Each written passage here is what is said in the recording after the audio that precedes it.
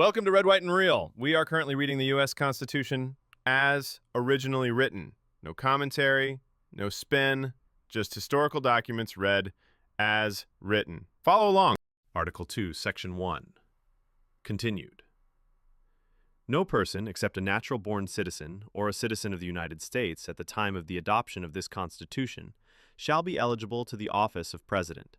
Neither shall any person be eligible to that office who shall not have attained to the age of 35 years and been 14 years a resident within the United States.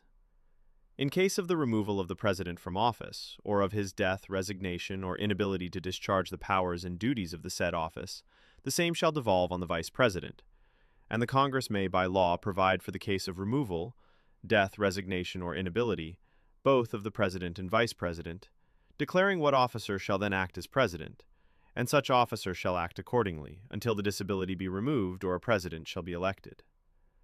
The President shall, at stated times, receive for his services a compensation which shall neither be increased nor diminished during the period for which he shall have been elected, and he shall not receive within that period any other emolument from the United States, or any of them.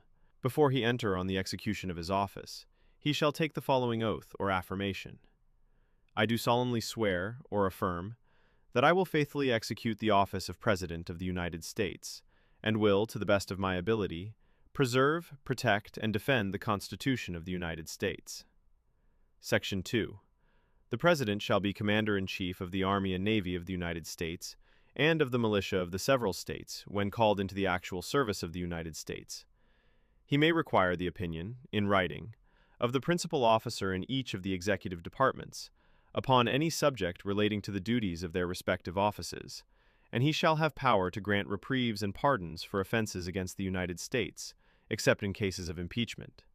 He shall have power, by and with the advice and consent of the Senate, to make treaties, provided 2/3 of the senators present concur, and he shall nominate, and by and with the advice and consent of the Senate, shall appoint ambassadors, other public ministers and consuls, judges of the Supreme Court, and all other officers of the United States, whose appointments are not herein otherwise provided for, and which shall be established by law. But the Congress may by law vest the appointment of such inferior officers as they think proper, in the President alone, in the courts of law, or in the heads of departments. The President shall have power to fill up all vacancies that may happen during the recess of the Senate, by granting commissions which shall expire at the end of their next session. If you're listening, let us know in the comments. Like, share, and follow along for the next part.